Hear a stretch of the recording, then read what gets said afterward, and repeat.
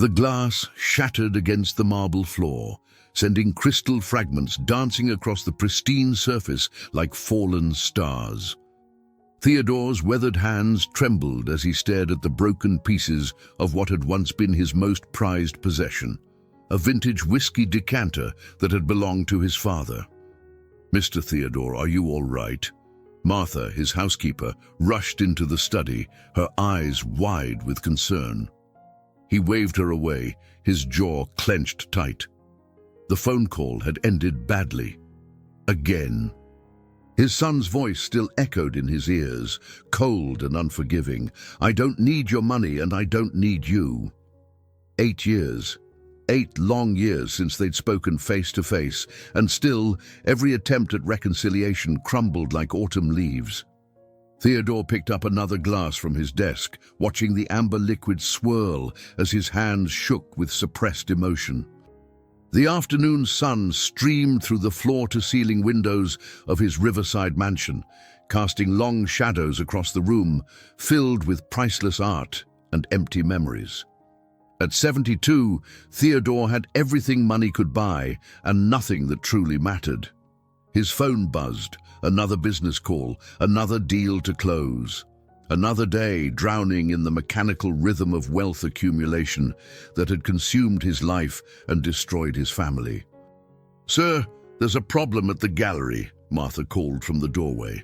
"They need you there immediately. Something about the restoration project."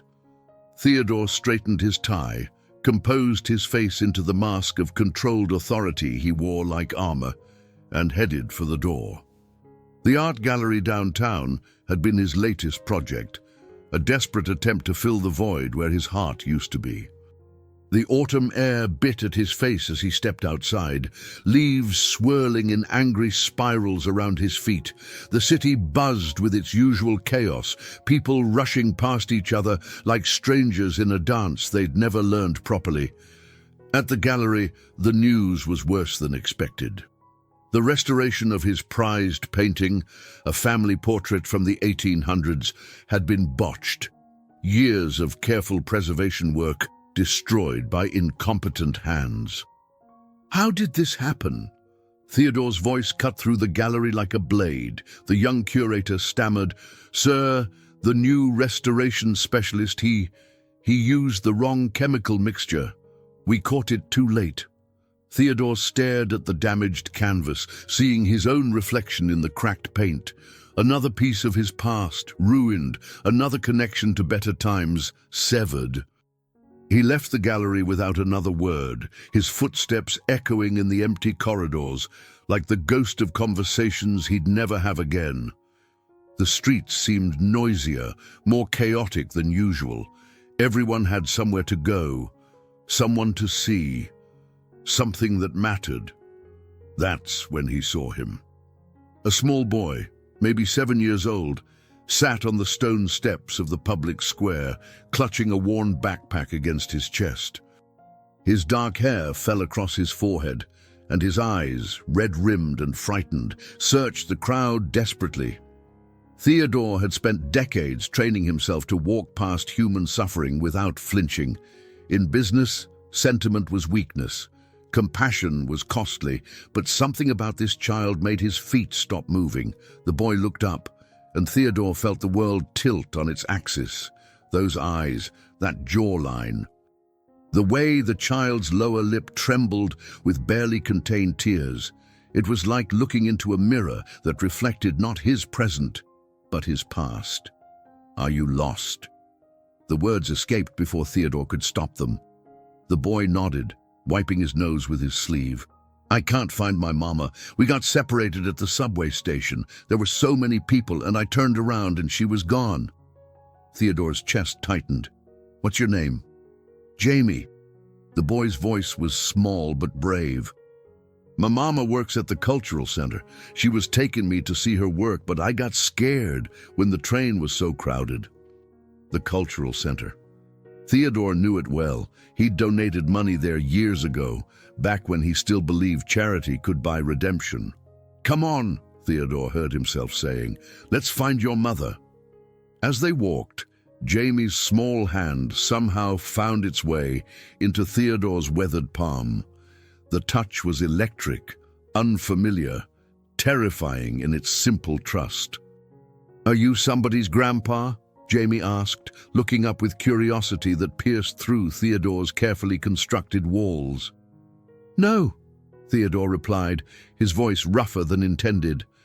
"I'm nobody's grandfather." But as they made their way through the crowded streets, Theodore couldn't shake the feeling that destiny had just reached out and grabbed him by the throat.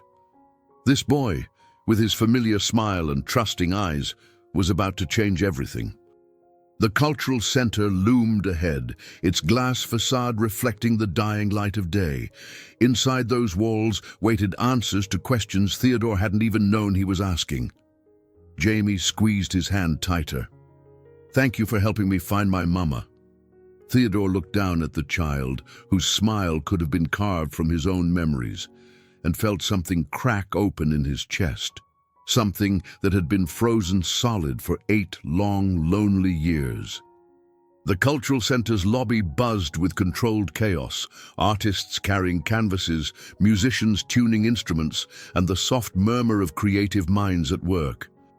Theodore felt out of place among the bohemian energy, his expensive suit a stark contrast to the paint-stained clothes and casual elegance around him. Jamie's grip tightened on his hand as they approached the reception desk.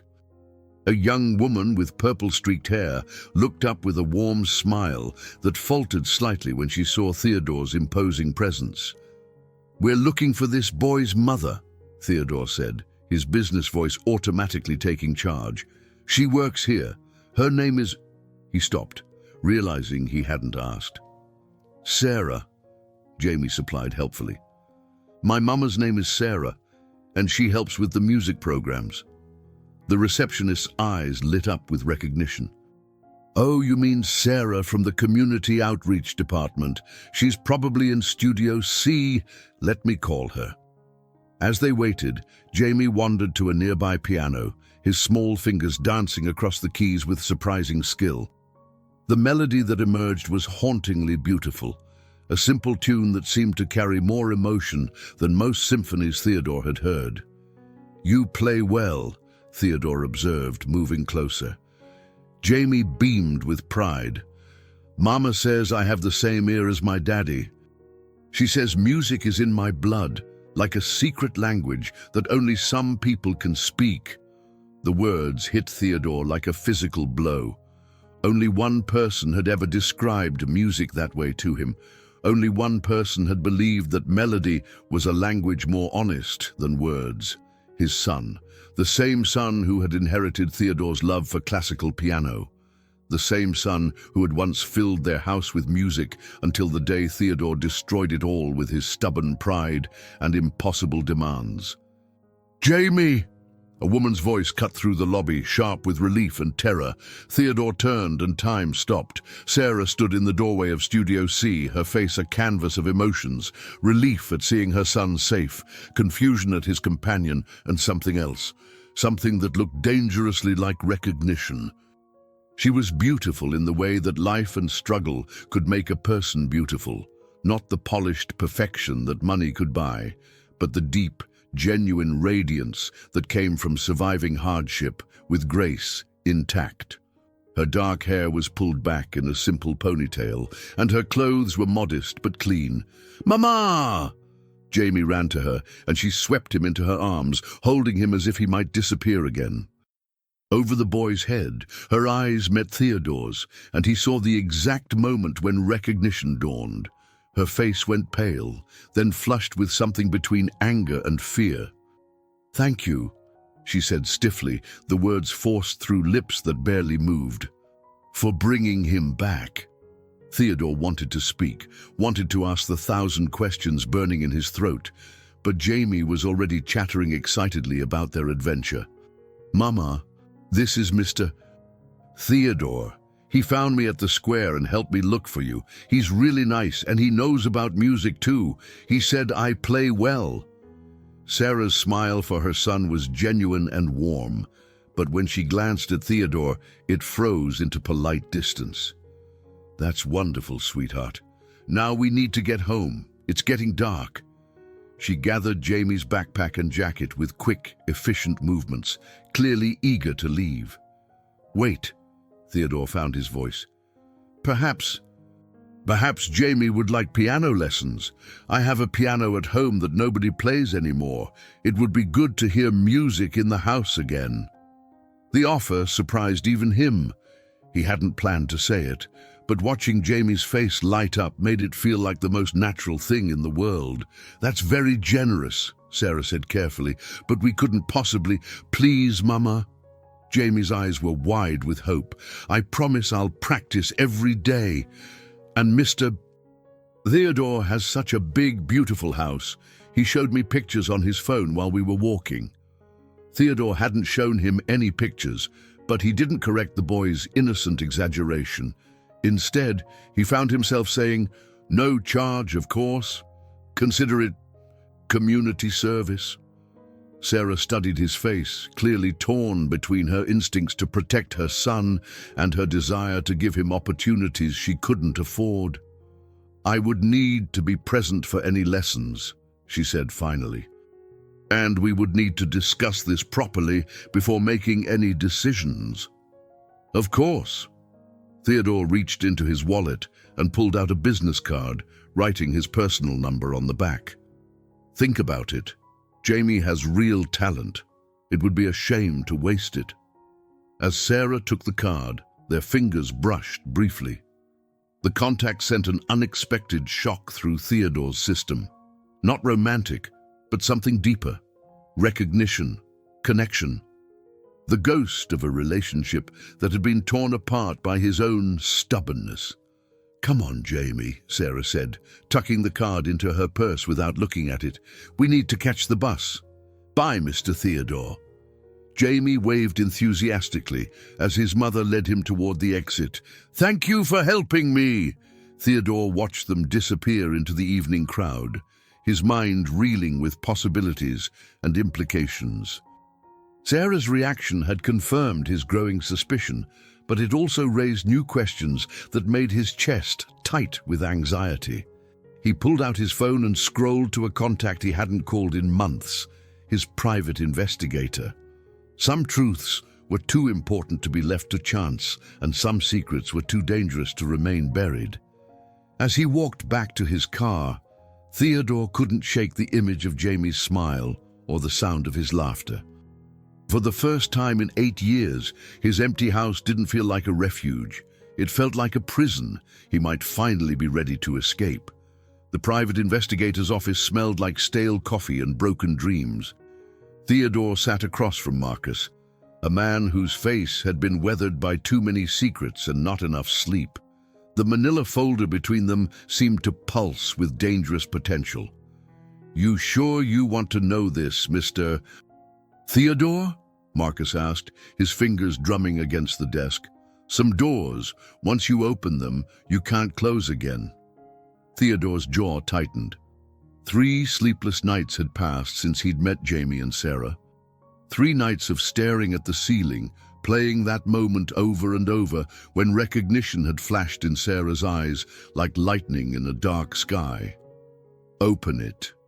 Marcus slid the folder across the desk. Sarah Martinez, age 28. Works part-time at the Cultural Center, part-time at a small recording studio, lives in a 2-bedroom apartment on the east side, single mother. No father listed on the birth certificate. Theodore's hands trembled as he opened the folder. Sarah's photograph stared back at him, the same face he'd seen in his nightmares for 8 years, the same woman his son had loved with desperate intensity. The same woman Theodore had destroyed with his cold calculations about social status and appropriate marriages. "The boy is 7 years old," Marcus continued, "born exactly 9 months after your son and his wife separated. Math's pretty clear on this one." The room spun around Theodore. Jamie was his grandson, his flesh and blood abandoned and unknown because of his own pride and prejudice. "There's more," Marcus said quietly. "Your son doesn't know. Never knew she was pregnant. She left town right after the separation, came back about 6 months ago. Seems like she's been raising the boy alone this whole time." Theodore closed his eyes, seeing Jamie's face again. The same stubborn chin as his father, the same musical hands, the same gentle soul that Theodore had spent 8 years trying to forget. "What kind of life do they have?" he asked, his voice barely above a whisper. "Struggling but stable." "She works hard, keeps the boy in good schools, makes sure he has what he needs. They're not wealthy, but they're not desperate either. Kids happy, healthy, well-adjusted." Theodore stood abruptly, the chair scraping against the floor like a scream.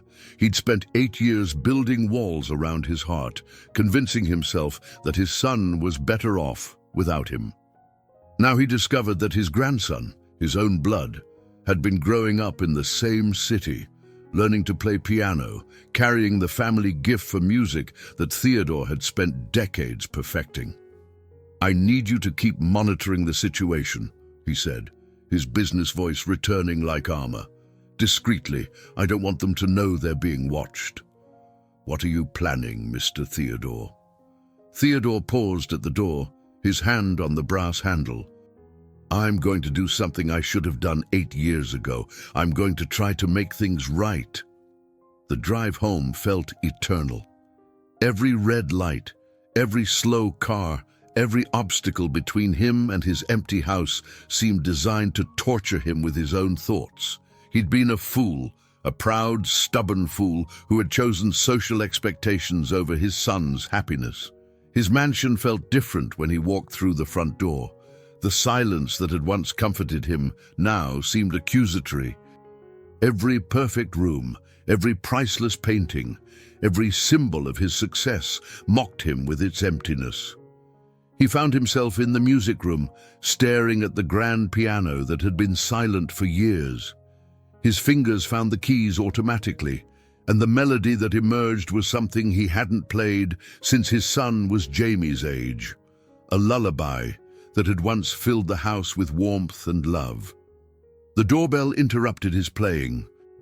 Through the security monitor, he saw Jamie's face, bright with excitement, Sarah standing behind him with visible reluctance. Theodore's heart hammered against his ribs as he opened the door. "Mr. Theodore," Jamie bounded forward with the fearless enthusiasm of childhood. "Mama said I could come for a piano lesson. She said you have a really big piano." Sarah's smile was strained but genuine. "I hope we're not imposing. Jamie hasn't stopped talking about music since yesterday. I thought maybe one lesson wouldn't hurt." "Not at all." Theodore stepped aside to let them in, acutely aware of how his mansion must look to them. The marble floors, the crystal chandeliers, the obvious wealth that separated their worlds like an ocean. Jamie's eyes went wide as they entered the music room. The grand piano dominated the space, its polished surface reflecting the afternoon light like a mirror. "It's beautiful," Jamie whispered, approaching the instrument with the reverence of someone who understood its power. For the next hour, Theodore watched his grandson discover the piano with joy that reminded him painfully of another little boy decades ago who had loved music with the same pure intensity. Jamie's small hands moved across the keys with natural grace, picking out melodies by ear, creating harmonies that shouldn't have been possible for someone his age. "He's remarkable," Theodore murmured to Sarah, who stood watching from the corner with guarded eyes. "He gets it from his father," she said quietly, then caught herself.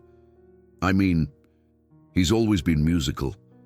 The slip confirmed what Theodore already knew, but hearing it spoken aloud made it real in a way that photographs and reports never could. "Sarah," he began, but she cut him off with a sharp shake of her head. "Don't," she said. "Whatever you're thinking, don't. We came here for Jamie, not for complicated conversations about the past." But as Jamie played, filling the empty house with music for the first time in years, Theodore felt something shift in his chest. The walls he'd built around his heart were cracking, and for the first time in 8 years, he was afraid they might crumble completely. The music stopped, and Jamie looked up with shining eyes. "Mr. Theodore, will you play something with me?" Theodore's hands found the keys beside his grandson's, and together they created something beautiful, a melody that bridged the gap between past and present, between mistakes and possibilities, between a lonely old man and the family he'd thought he'd lost forever. The piano keys felt foreign under Theodore's fingers after years of silence, but beside him, Jamie's small hands moved with the confidence of someone born to create music. They played together for 20 minutes, their melodies weaving together like conversations in a language only they understood. Sarah watched from her corner chair, her initial tension gradually giving way to something softer. Theodore caught her wiping away tears she thought no one would notice. "That was beautiful, sweetheart," she said when they finished, "but we should probably head home. It's getting late." "Already?" Jamie's face fell with dramatic disappointment. "But we were just getting to the good part. Mr. Theodore was going to show me how to play that song with both hands." Theodore felt an unexpected pang of loss at the thought of them leaving. The house had felt alive for the first time in years, filled with laughter and music, and the kind of natural joy he'd forgotten existed. "Perhaps Jamie could come back next week," he suggested, trying to keep his voice casual. "We could work on some basic techniques, build a foundation." "Please, Mama." Jamie's eyes went wide with hope. "I promise I'll practice at home, and I'll do all my homework, and I won't leave my toys on the floor." Sarah hesitated, clearly torn between her protective instincts and her desire to give Jamie opportunities she couldn't provide alone. "We'll see," she said finally, which made Jamie pump his fist in victory.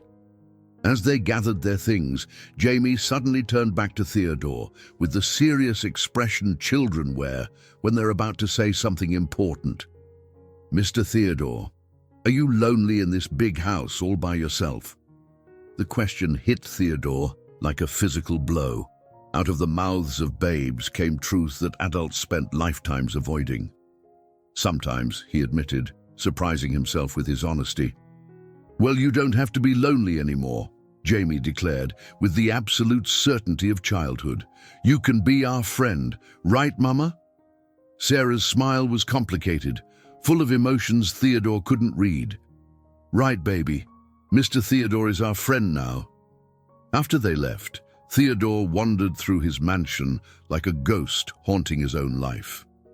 Every room seemed to echo with possibilities he'd never considered.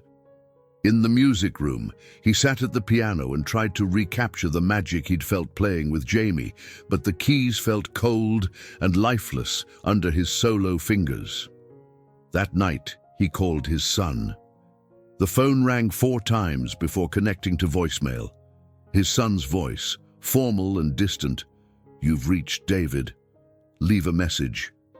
Theodore had planned what to say, but faced with his son's voice, older now, hardened by years of separation, the words died in his throat. "David," he began, then stopped. "How do you apologize for 8 years of stubborn pride? How do you explain that you've discovered you have a grandson whose existence rewrites everything you thought you knew about family?" Theodore's voice cracked. "I made mistakes, so many mistakes. I know you probably don't want to hear from me, but I need you to know that I'm sorry. I'm sorry for everything." He hung up before he could say more, before he could make things worse than they already were. The next morning brought an unexpected visitor. Theodore's housekeeper, Martha, knocked on his study door with unusual urgency. "Sir, there's a young man at the door. Says he's your son." Theodore's coffee cup crashed to the floor, sending ceramic shards across the Persian rug. David was here. After 8 years of silence, his son had come home. Theodore's hands shook as he straightened his tie, smoothed his hair, tried to compose himself for a confrontation that could either heal or destroy what remained of his family. David stood in the foyer, and Theodore was shocked by how much he'd aged. At 31, his son looked older, wearier, marked by struggles Theodore knew nothing about. But his eyes, angry, hurt, defiant, those were exactly the same. "Hello, Father."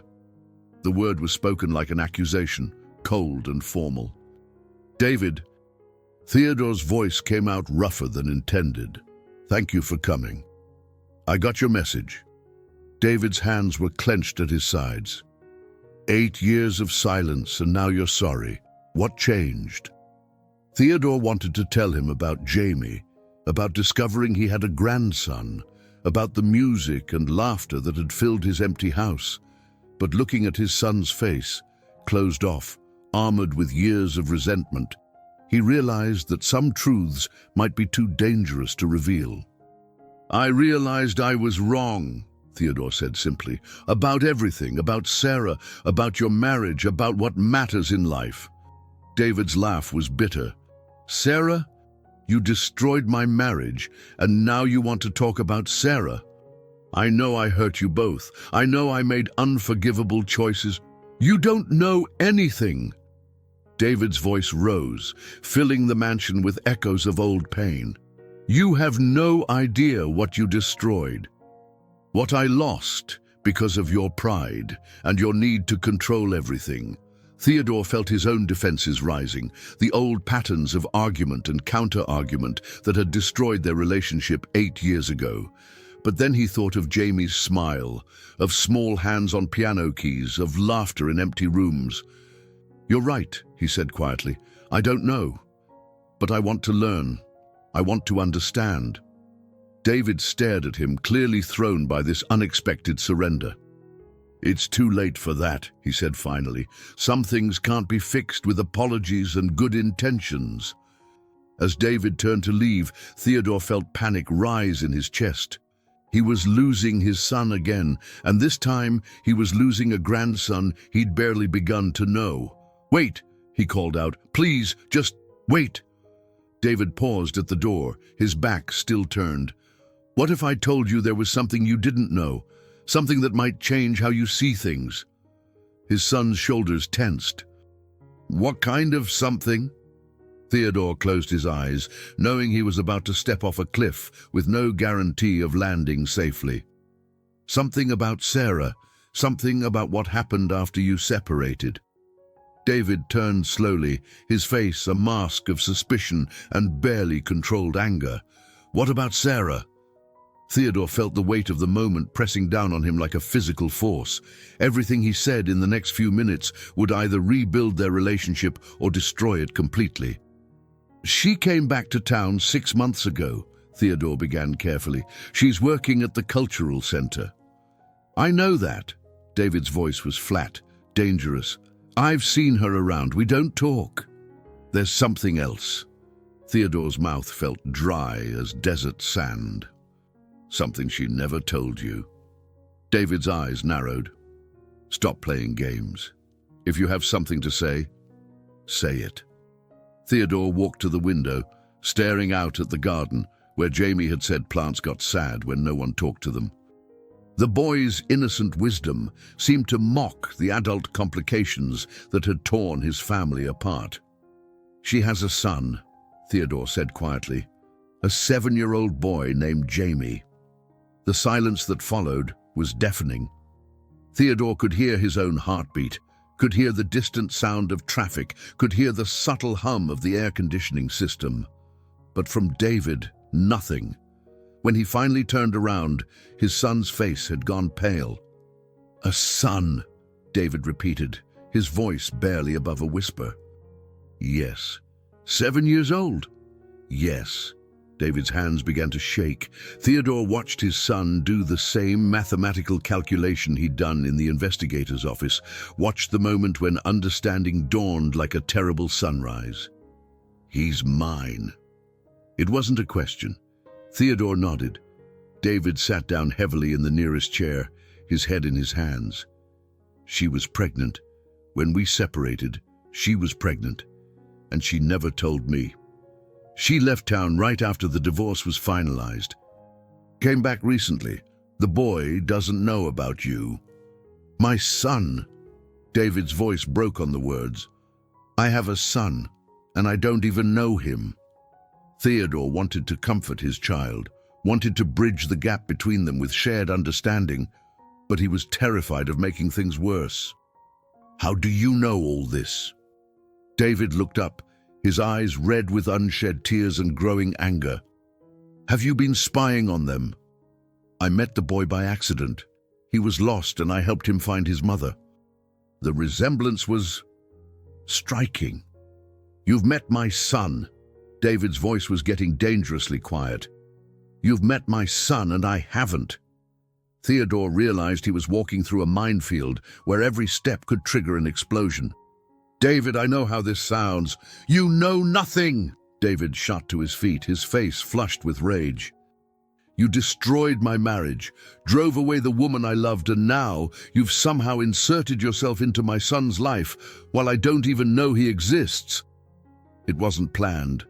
I didn't know who he was when I first met him.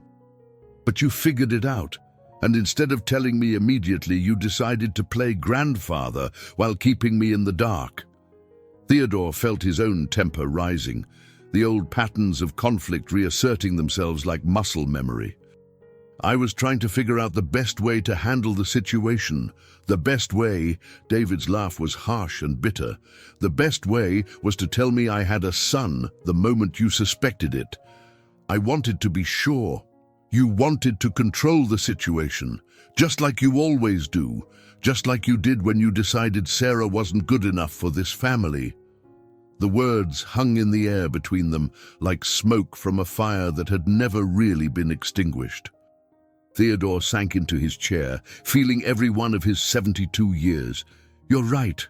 I made another mistake. I've been making mistakes for 8 years and I keep making them." David paced to the window, his reflection ghost-like in the glass. "Where are they now? Sarah and my son?" "They live on the east side. Sarah works part-time at the cultural center and at a recording studio. She's raising him alone." "What's he like?" David's voice was so quiet Theodore had to strain to hear it. Theodore's chest tightened as he thought of Jamie's bright smile, his musical hands, his innocent questions about loneliness and friendship. "He's remarkable, musical like you were, kind, curious. He has your hands, your ear for melody, and your smile." David's shoulders shook and Theodore realized his son was crying. "I've missed 7 years of his life. 7 years because she never told me, and because you—" He turned, his face streaked with tears and twisted with pain. "Because you made her feel like she couldn't be part of this family." Theodore felt the full weight of his choices settling on his shoulders like lead. His pride, his social climbing, his need to control his son's life, it had all led to this moment of reckoning. "What are you going to do?" Theodore asked. David wiped his eyes with the back of his hand, and when he looked at his father, there was something different in his expression. Not forgiveness, but perhaps the first crack in the wall of anger that had stood between them. "I'm going to meet my son," David said, "and then I'm going to figure out how to be the father he deserves, even though I don't have the first clue how to do that." Theodore nodded, understanding that his role in this story might be ending just as it had begun to matter. "David," he called as his son headed for the door, "for what it's worth, I think you'll be a wonderful father. You have more heart than I ever did." David paused, his hand on the doorknob. "We'll see," he said quietly. "We'll see if it's possible to break the cycle of mistakes our family seems so good at making." After David left, Theodore sat alone in his mansion, surrounded by wealth and success, and the echoing silence of chances lost and found. Somewhere across town, his son was preparing to meet the child he'd never known existed, and somewhere in the space between past and future, hope and fear, Theodore wondered if redemption was possible for an old man who had spent a lifetime learning how to love the wrong way. What do you think will happen when David finally meets Jamie? Will this fractured family find a way to heal, or are some wounds too deep to mend?